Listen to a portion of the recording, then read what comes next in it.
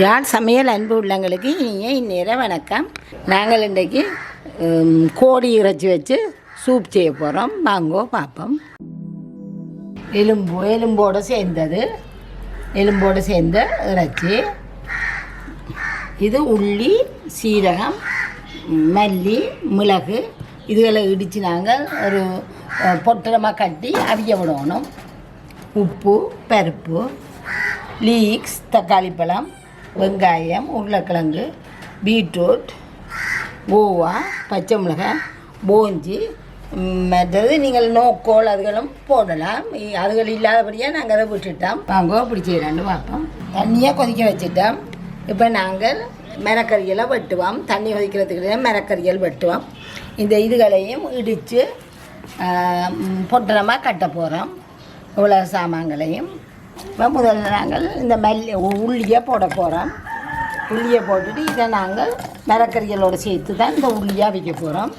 மற்றதில் தான் தக்கப்பட்டனா கட்ட போகிறோம். இது நாங்கள் இப்படி தோலோடையே இடிக்கிறோம். இதை தோலோடையே நீங்கள் போடலாம். அப்படி நாங்கள் சூப்தான் வடித்து எடுக்க போகிறோம் தண்ணியில். இதை போடுங்கோ. இதை கொதிக்கிற தண்ணிக்குள்ள இப்போ நாங்கள் போட போகிறோம். நாங்கள் இதை இடித்து எடுத்துட்டோம். இப்போ இந்த பெருவெட்டா வர்ற இந்த தோள்களையும் எடுங்கோ.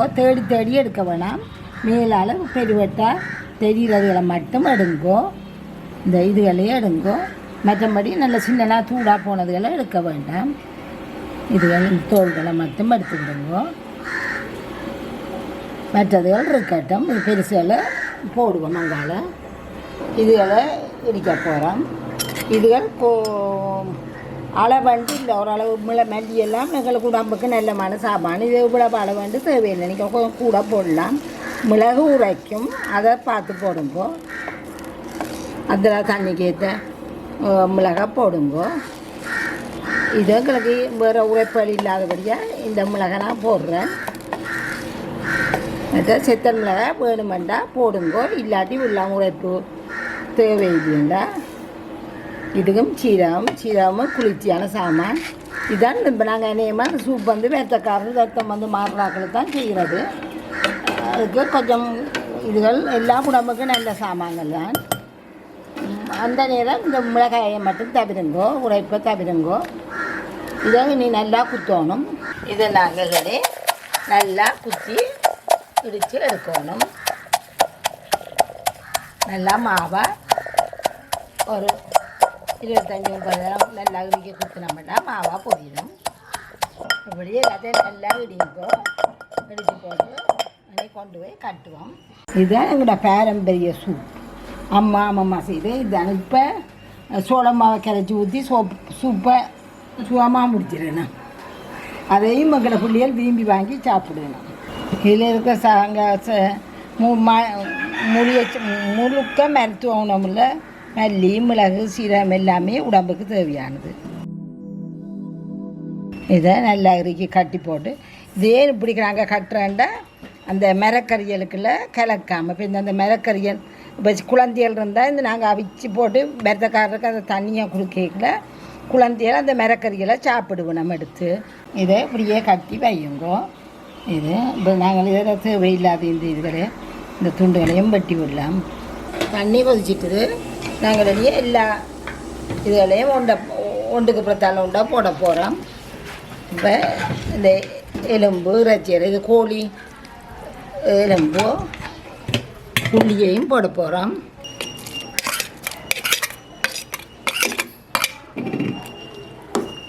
ஒவ்வொரு மிரக்கறிகளாக போட போகிறோம்.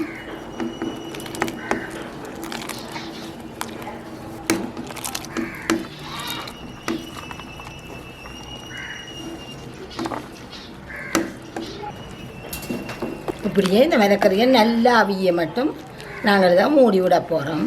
இப்போ நாங்கள் இந்த பருப்பையும் இதுக்குள்ளே போட போகிறோம். இது துவரம் பருப்பு கூட நல்லா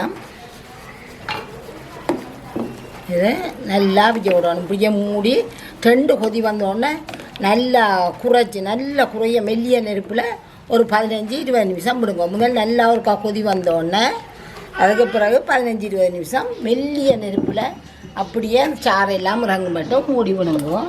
இப்போ நாங்கள் இந்த பொட்டணத்தையும் இதுக்குள்ளேயே போட போகிறோம். இதுவும் அவிஞ்சு ஊறி இந்த சாறு முழுக்க இதுக்குள்ளே வரும். இப்போ இப்படியே வச்சுட்டு நாங்கள் இதுக்கு அளவான உப்பையும்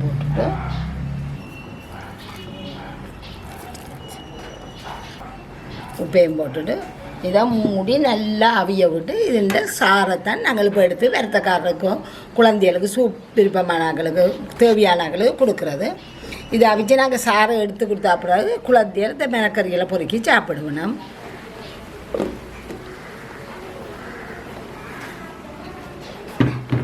இப்போ நாங்கள் திறந்து பார்ப்போம் இப்படி இருக்கட்டு. நல்லா கொதிக்க தங்கிட்டு இப்படியே கொதிக்கட்டும். நல்ல ஒரு 5 நிமிஷம் நல்லா கொதிக்க விட்டுட்டு பேந்து 15-20 நிமிஷம் மெல்லிய நெருப்பில் விடணும். இதை இப்படியே அதில் சாறு முழுக்க இறங்குறதுக்கு நாங்கள் 5 நிமிஷம் இதை விட்டுட்டு நல்ல மெல்லிய நெருப்பில் விடுவோம். இப்போ அவங்க நல்ல கொதியில் விட்டுருக்குறோம். நாங்கள் 5 நிமிஷமாக கொதித்து கொண்டு இருக்குது. இனி நாங்கள் இப்படியே மெல்லிய நெருப்பில் விட போகிறோம்.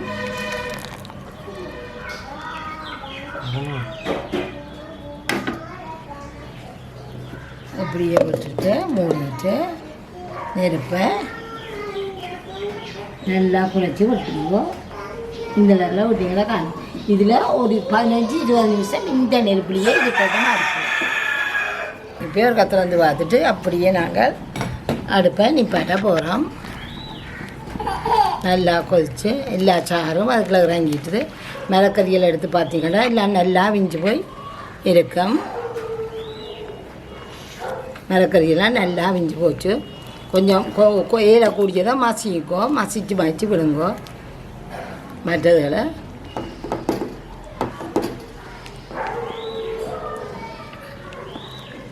மசிக்கக்கூடிய மிளகறிகள் மசிஞ்சு அந்த சாறுகள் எல்லாம் இறங்கும். இதுதான் பெத்தக்காரருக்கு நாங்கள் கொடுக்குற பழைய இது. இப்போ சோளம் மாவு போட்டு கரைச்சி போட்டு ஒரு சூப் நீ இப்படியே வச்சு அடுப்பை நிப்பாட்டி சூடு ஆறு மட்டும் திறக்காதீங்க. இப்போ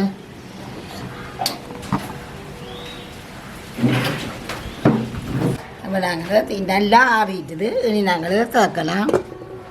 நல்லா ஆறு மட்டும் கொடுங்க.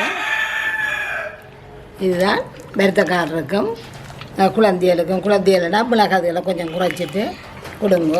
10 வயதுக்கு மேல் பிள்ளைகள்னா இந்த உரைப்பை அவர் குடிப்பினோம். உண்மையான சூப் இதுதான், எங்கள்கிட்ட பாரம்பரிய சூப் இதுதான். இது எடுத்து குடிச்சு பாருங்க இந்த மாதிரி இருக்காண்டு. இதுக்கெல்லாம் நீங்கள் இப்போ இந்த ஆட்டெலும்புண்டா ஆட்டெலும்பு போட்டு செய்யலாம். சிலாக்கள் ஆட்டு தலையில் எல்லாம் வாங்கி செய்யலாம் சூப். இது உங்களுக்கு இதுக்குள்ளேயே இருக்கிறதால பிரச்சனை இல்லை. இடையில ஒரு கசக்கி அதுக்குள்ளே இருக்கிற சாறுகளை வெளியில் அமர்த்தி விடுங்கோ. அது தண்டை கிடக்கட்டும். நீங்கள் இதுகளை எடுக்க அது தண்டை இருக்கும் முள்ளுக்குள்ள. அது கிடந்தால் அது மட்டும் ஊறிக்கொண்டே இருக்கும். உங்களுக்கு இடக்கிட அந்த பொட்டணியை நல்லா அமர்த்தி அதுக்குள்ளே இருக்க சாறுகளை வெளியில் எடுத்து விட்டிங்கன்னா இப்போ இந்த புதுசாக தண்ணியெல்லாம் இழுக்கும். இதுக்குள்ள நீங்கள் குடிக்கிற ஆக்களுக்கு கொஞ்சம் தேசி புளியும் குடிக்கல கொஞ்சம் தேசி புளியும் புளிஞ்சு ஒரு 2-3 துளி விட்டிங்கன்னா காணும். மிளகுத்தூள் அந்த உரைப்பை பார்த்து நீங்கள் கொஞ்சம் மிளகுத்தூளும் தூவி கொடுத்தீங்கன்னா வேக்கும் நல்லா இருக்கும். இதுதான் எங்களோட பாரம்பரிய சூப். இதுக்குள்ளே நீங்கள் போடலாம் நோக்கோல்லாம் நாங்கள் போடாத மிளகறி காய்ச்சி கொடுத்துங்கோ. கருத்தக்காரரு கொடுங்கோ. பிள்ளைகளுக்கும் கொடுத்து இதையே பழக்கங்க. இது நல்லா கூட நல்லா இப்படி காய்ச்சிறது. இது நீங்கள் இன்னும் கொஞ்சம் கெரியாக காய்ச்சோன்னு பண்ணிச்சா மச்சங்கள் எல்லாத்தையும் போட்டு ப்ரெஷர் குக்கரில் அவிய விட்டுட்டு இறக்குங்கோ. 2-3 கொதி வேற இறக்கி ஆற வச்சுட்டு கொடுங்கோ. எல்லா மிளகறியும் இதுக்குள்ளே வேணும்.